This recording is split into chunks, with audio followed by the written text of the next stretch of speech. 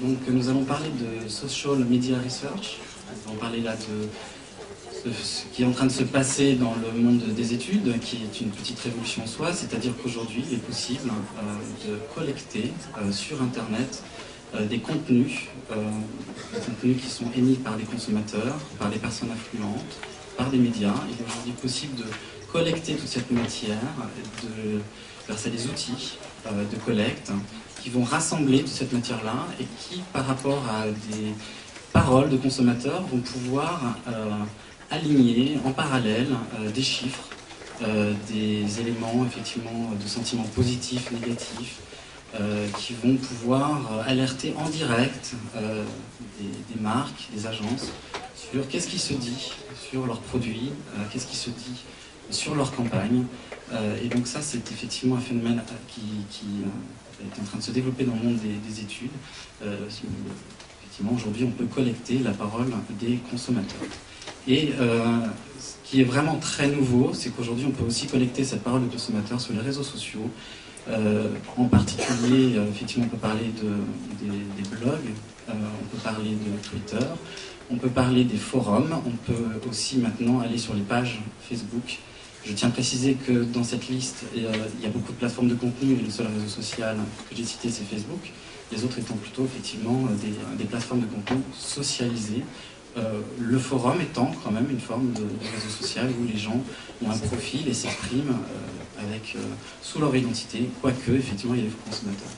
Donc c'est là où on arrive à ce thème de Social Media Research, c'est-à-dire qu'à travers les réseaux sociaux, donc ces médias sur lesquels les consommateurs sont présents sous leur identité, avec leur photo, avec un profil, effectivement aujourd'hui on peut collecter ces opinions et savoir quelle est la source, qui est cette personne. Et ça, c'est un matériau effectivement de recherche qui est très intéressant pour les instituts d'études, pour les agences et pour les entreprises.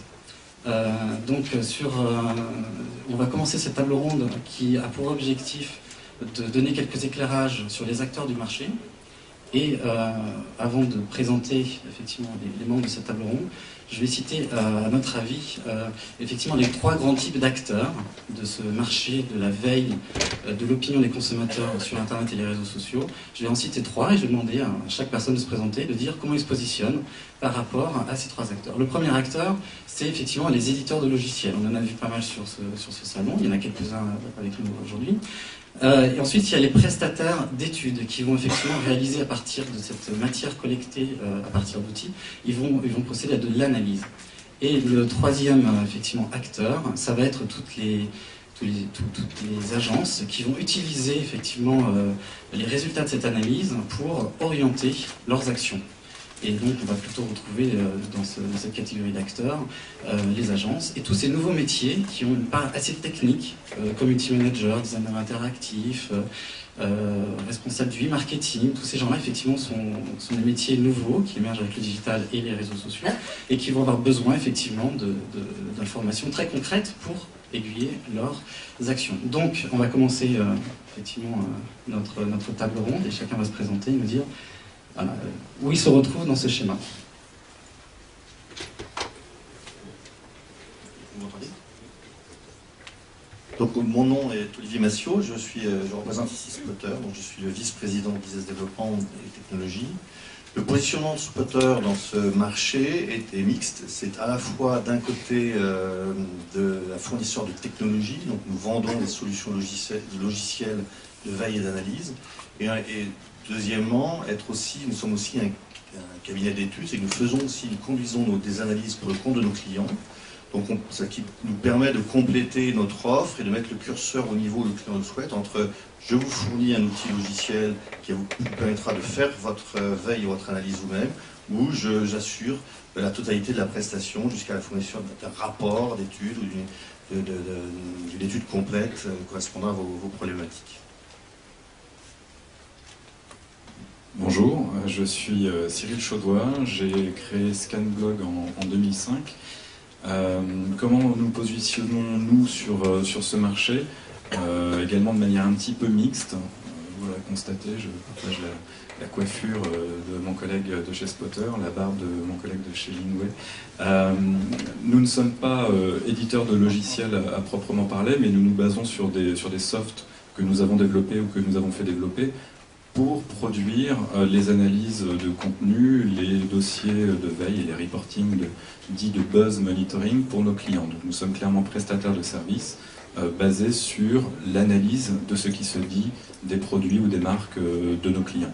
Voilà, je pense qu'on aura l'occasion de rentrer dans davantage de détails tout à l'heure. Bonjour, mon nom est Bernard Normier, donc Lingway.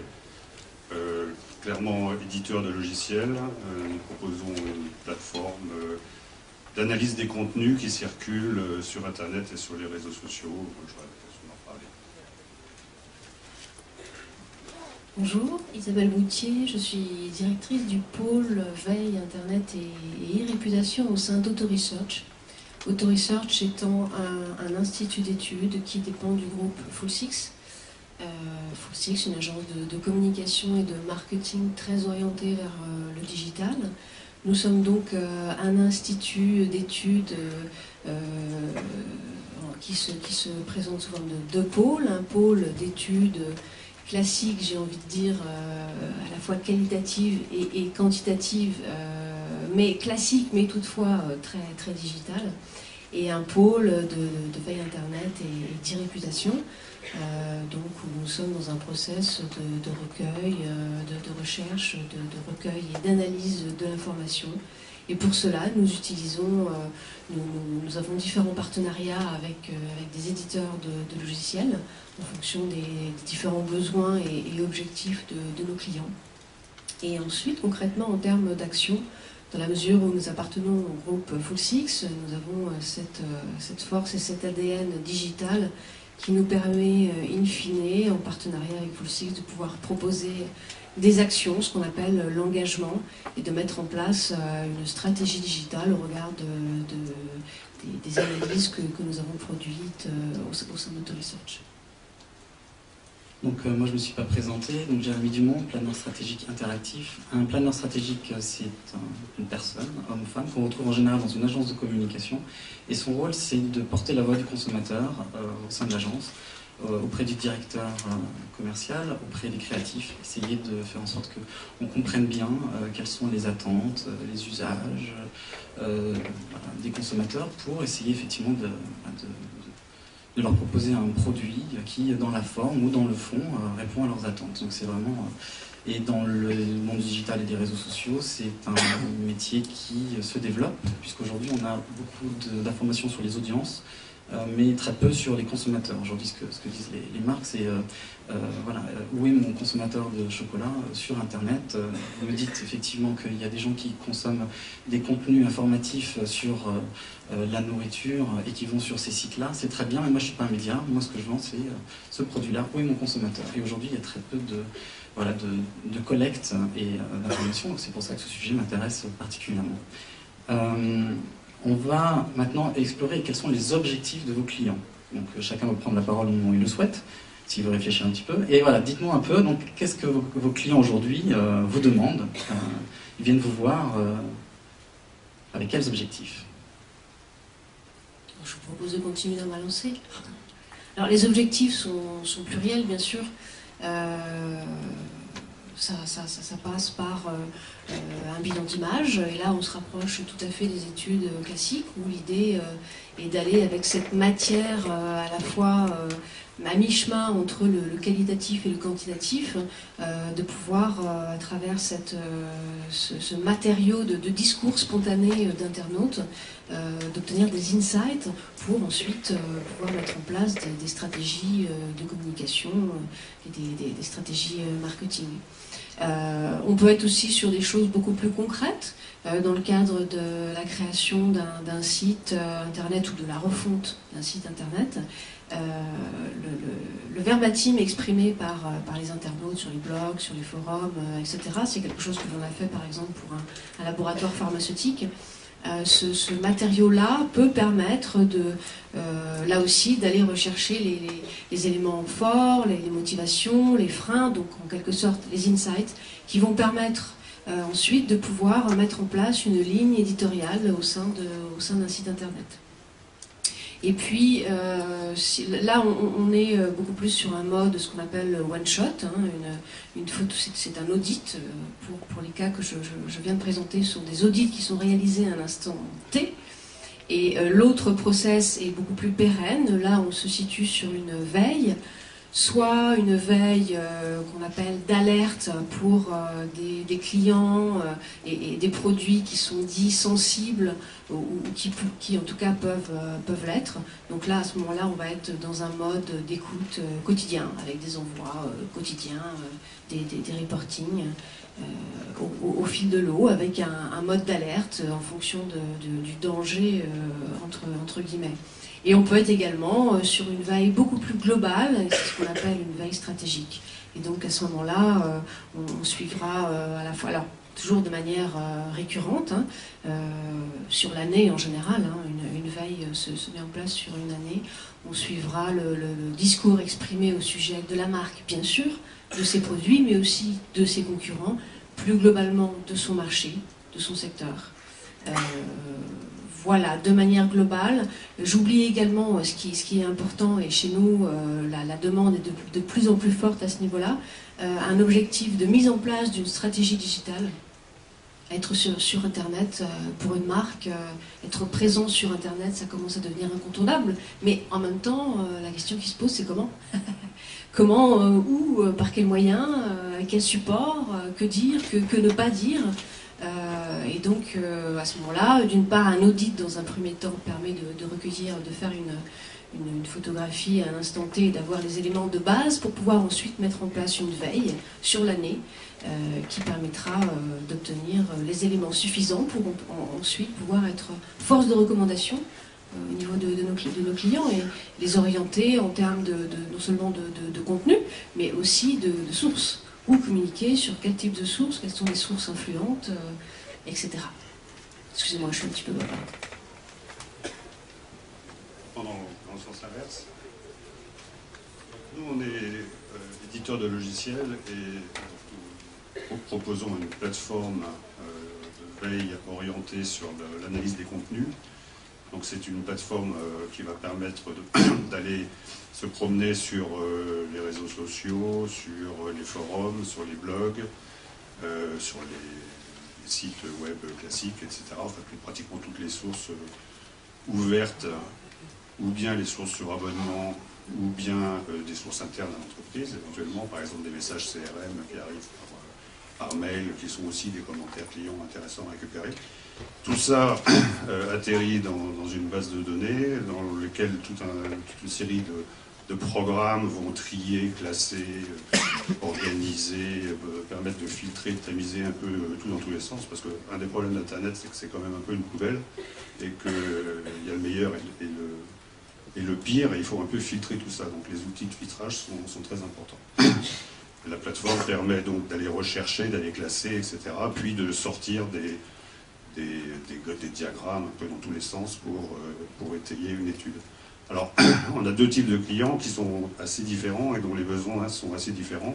On a des entreprises, plutôt des grands comptes, et là ce sont des cellules, disons, de veille internes à l'entreprise, qui se servent de la plateforme elle-même et qui sont des gens formés et qui savent se servir d'outils qui sont pas toujours complètement triviaux à utiliser. Là, le besoin de ces gens-là, c'est essentiellement de la réactivité, du temps réel. Il faut qu'on sache tout de suite ce qui se passe. On parle de ma marque ou de mon patron ou de ceci ou de cela. Quelque part sur un réseau, je veux pouvoir être alerté très vite. Je veux pouvoir aussi sortir des synthèses quotidiennes, hebdomadaires, mensuelles. Donc ce sont des besoins de réactivité, de temps réel, Alors ensuite, le besoin lui-même, il va être très différent selon une entreprise qui dit « moi je veux surveiller ce qui se dit sur tel produit et je veux surtout identifier ce qui se dit de négatif sur mon produit parce que je vais réagir tout de suite », puis d'autres diront tout l'inverse, je vais repérer les gens qui disent du bien de mes produits parce que je vais les mettre en avant, etc. Donc là, ça va être très variable d'un client à l'autre. Et puis, le deuxième type de client, ce sont des agences. Et là, ce qu'on essaye de leur proposer, c'est des outils qui leur facilitent la vie, en fait. c'est-à-dire qu'ils puissent, en se servant de la plateforme, aller plus vite et pour traiter les études que leurs propres clients leur confient. Alors, chez Scanblog, nous avons 4 pôles d'activité. Et je vais essayer de vous les détailler assez brièvement et les mettre en contexte. Le premier pôle, c'est le pôle des études ad hoc. Là, très clairement, les clients viennent nous voir pour nous demander à un instant T de prendre une photographie, de diagnostiquer l'état de l'opinion du consommateur concernant leur problématique. Alors encore une fois, ça peut être un produit, une gamme de produits, la marque, l'opinion autour du président du groupe, ça peut être tout type de problématique. Et donc on est dans l'instantanéité, on fait le diagnostic de l'opinion et de fait de la réputation de ce client sur l'ensemble du web, également l'ensemble du web visible malgré notre nom qui est Scanblog. On s'intéresse à l'ensemble des sources qui remontent spontanément sur Internet, sites d'avis conso, réseaux sociaux, blogs, j'en passe et des meilleurs. Deuxième pôle, on était dans la photo, là on passe dans le film, disons, on fait une photo tous les jours, on est dans le buzz monitoring. Là, clairement, on est encore dans une acception relativement douce, relativement marketing. Le client souhaite étudier au long cours la quantité et la qualité de la conversation autour de son produit ou de sa marque. De fait, on est dans une approche plus quantitative que la première, puisque en termes de livrables, nous sommes plutôt sur du dashboard qui vous permet de suivre avec une courbe l'évolution de ce buzz, la ventilation des sources, est-ce qu'on est davantage sur Twitter, davantage sur les blogs, sur les forums, etc. Et une qualification également de cette conversation pour savoir concrètement de quoi on parle et si on en parle en positif ou en négatif. Tout cela est fait par l'être humain. On s'appuie, donc, je vous le disais tout à l'heure, sur des technos qui sont propriétaires, mais la petite particularité chez Scanblog, c'est que l'ensemble des corpus est retraité, nettoyé et retravaillé par des chargés d'études et par des consultants qui vont, comme le disait mon collègue de chez Lingway, nettoyer un petit peu cette poubelle, ce qui est important lorsqu'on vous propose un dashboard très quantitatif, que vous soyez assuré que le corpus soit réellement en phase avec la question que vous nous avez posée, et surtout qu'il va interpréter ces résultats pour leur donner donc un sens en termes de tonalité et en termes de sujets qui sont discutés. Troisième pôle, on est également dans le continu, on est également sur du quotidien, mais là on est dans la veille, véritablement la surveillance d'un ou deux sujets très précis qui risquent d'exploser pour le client. Là, typiquement, nous sommes sur des clients qui appartiennent à des secteurs sensibles, tels l'énergie, des laboratoires pharmaceutiques, la grande consommation. Là, la mission, c'est d'être le plus en amont possible lorsqu'une menace est détectée, et donc d'alerter le client. Là encore, petite spécificité, donc c'est toujours fait à partir d'une techno, mais sous le contrôle du chargé de veille. Et la petite différence avec les technos 100% automatiques dites de veille qui génèrent automatiquement des alertes et vous les envoient par mail, et vous vous retrouvez assez facilement avec entre 30 et 50 mails selon la nature de votre problématique par jour à devoir traiter. Là, c'est chez nous que nous jouons ce rôle de filtre. Ce n'est pas la technologie qui va détecter si tel ou tel sujet nécessite une alerte et nécessite de vous envoyer un mail, mais c'est le chargé de veille qui a la connaissance véritable de votre problématique et de votre fonctionnement qui va décider si oui ou non il doit déclencher une alerte. Et de fait, en fin de mois par exemple, vous récupérez également un reporting pour faire l'état des lieux de l'évolution de ces alertes et voir si les actions correctives que vous avez pu mettre en place parce que vous avez eu un instant un problème ont porté leurs fruits ou si la caisse de résonance du web est encore d'actualité. Quatrième et dernière application, on rentre davantage dans l'opérationnel. Depuis 2005, quand nous avons créé Scanblog, nous avons toujours été dans la recommandation, c'est-à-dire que nous n'avons jamais pensé notre métier comme simplement un métier d'étude on s'arrête là avec des conclusions. De nos conclusions, nous avons toujours tiré des recommandations qui peuvent être très opérationnelles sur la communication et la communication digitale en particulier, mais qui peuvent également devenir plus stratégiques et toucher aux produits. Nous avons toujours considéré que nous n'étions que le reflet de ce que nous observions et que notre petite richesse à nous, en tout cas notre luxe, c'était de pouvoir dire à notre client non n'avons pas ces cas de vérité, mais en tout cas de pouvoir lui dire et lui retranscrire très littéralement quels étaient ses points positifs et ses points négatifs, quels qu'ils soient.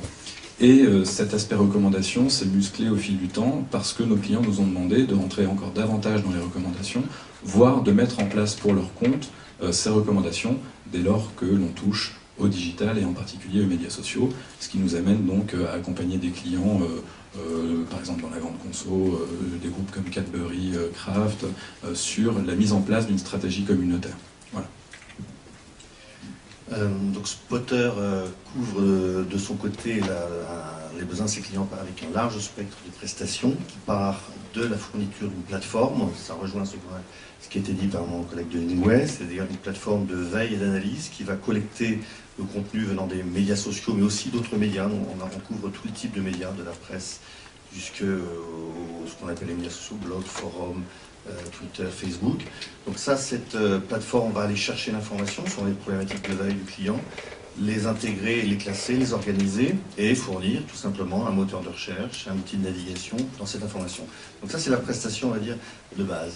Maintenant vient se rajouter là-dessus des choses qui, une couche de prestation qui part de cette chose si basique que d'accès à l'information jusqu'à l'aide à la décision.